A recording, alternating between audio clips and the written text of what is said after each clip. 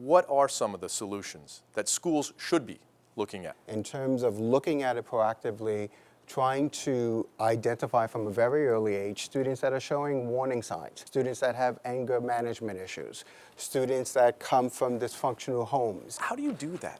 You do that by outreach. You do that by getting your staff involved with the families of your community. Matthew, how do you feel about that? Let's say you came from a troubled home, you come to school, your counselor calls you in and says, I'm going to have to do a home visit. I don't know.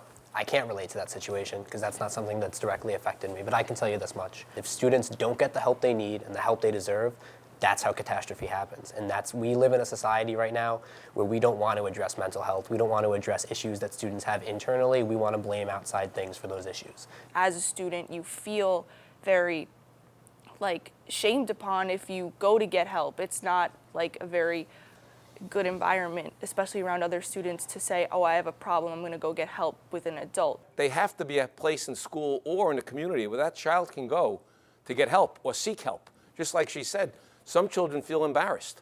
Well, if I go see the psychiatrist in school, they're going to think I'm nuts or crazy. I'm not going there. We sort of demonize people's mental health. If you're a victim of mental health, you're far more likely to be the victim of a crime than perpetrator of it. We often have experience where we only talk about mental health after mass shootings. And mental health is absolutely an issue, but there are steps that we have to take along with mental health to fix this crisis that we're facing in our country.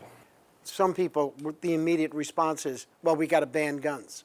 Guns didn't cause the problem. If I took a firearm right now and put it on that table in front of all these people, I don't think any one of them would suddenly change their personality, their attitude, and become evil. What if there are guns already in the house? You've got a problem child, we've identified them. Mm-hmm. The school's doing everything it can. It's got its outreach program coming out. It's going to your home, and you say, no, I'm a Second Amendment pro-gun person, and my gun stays in the kitchen. My gun stays where I believe it's appropriate to be safe. So how do we solve the problem? That's my question. You can't. In the case that you're bringing up, absolutely you can't. If you had a problem child in your house and you're a responsible gun owner, that child would never see my gun, would never get near a gun. Keep in mind that everything that we're talking about when it comes to schools, my children go to the same schools, my grandchildren now go to the same schools.